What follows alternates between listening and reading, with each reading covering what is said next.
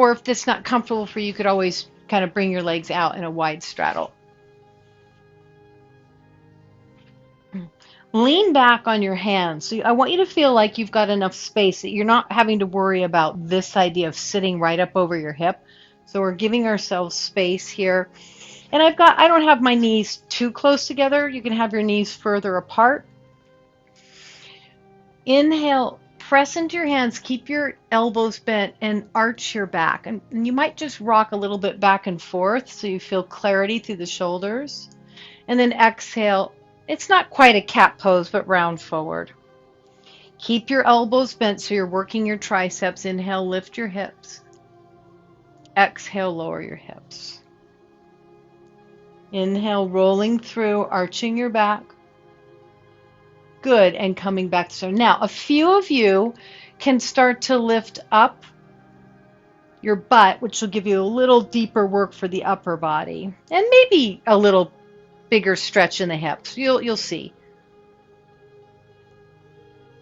And because we're so far back, those of you who have knee issues, like I'm not even feeling any pressure in my knees here. If I bring myself into the normal position, which a couple of you might want to come all the way forward if you're quite flexible and knees aren't your problem, and you can take this here, which makes it stronger work for the shoulders and perhaps deeper work for the hips. One more.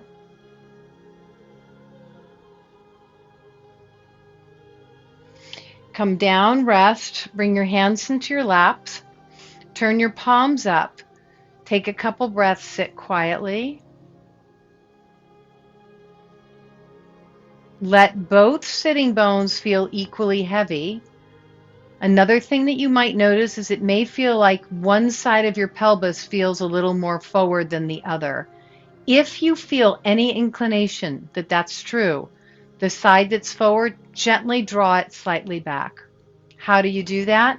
You pull the outer hip of that hip back a little tiny bit, and it should give you some kind of a feedback that it feels more evened out or even a little softer. Lean back again. Change the cross of your legs. Good, Elena, good.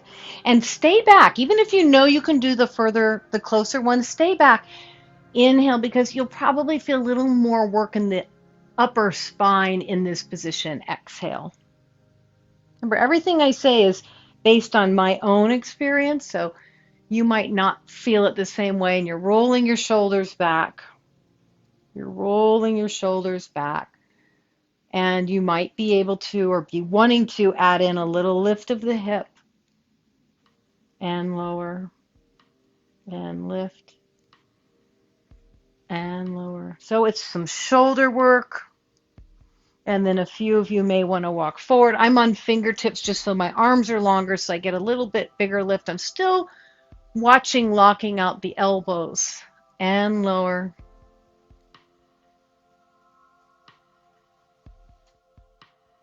Two more of whichever variation you're practicing.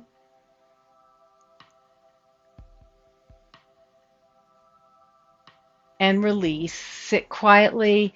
Give yourself a moment to let the work settle in.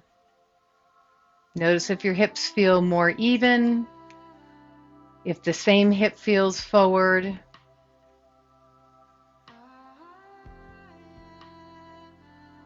Great. In this position, drop your chin towards your chest. Take a few easy half circles of your neck side to side.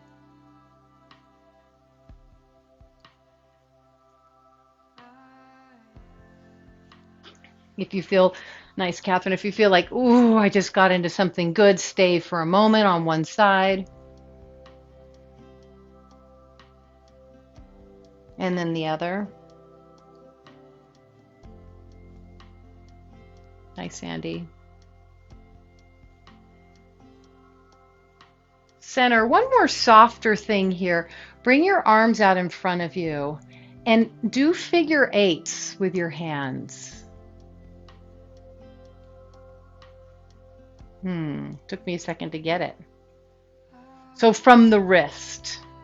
Yeah, your shoulders and elbows will respond, but make it happen from the wrist and the hand.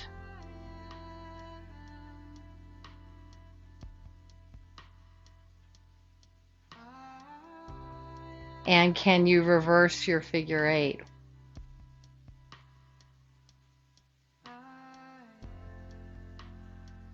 May not feel as fluid.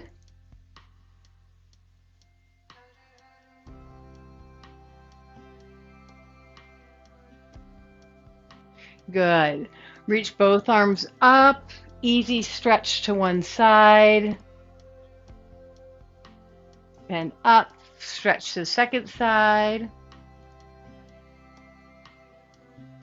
And turn to hands and knees. Stand all the way up onto your shins.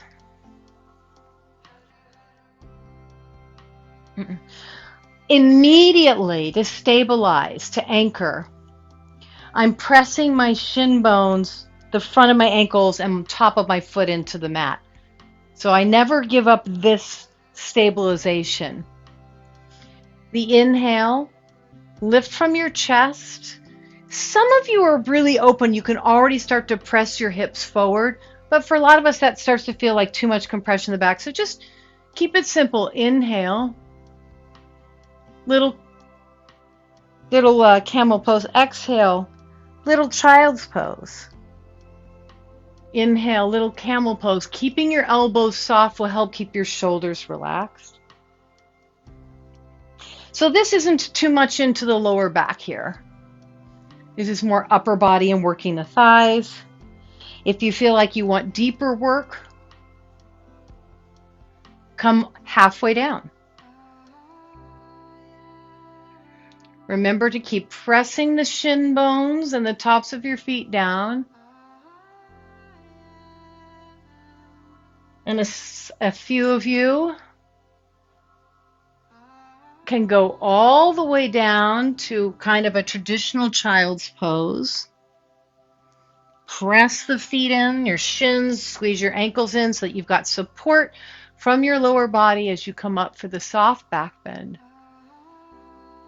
All the way into child's pose. If you want, all the way up into a soft cactus. We have two more. Gorgeous, everybody, gorgeous.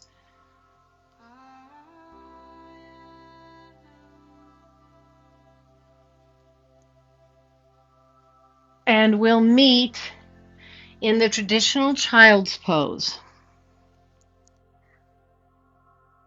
Now, once you got into this child's pose, if you need to widen your knees, which is probably how you've been learning the pose to do it more often, you can. But if you can hang out here for a couple breaths, I want you to notice the tendency for one butt cheek to be closer to one heel. It may not be a big deal, but notice which butt cheek is closer. And then without correcting too much, gently bring the other butt cheek closer until it feels like you're more even, which will probably make you feel like you're also more active in the pose. Take a few breaths with your concentration on keeping both hips equally over both heels.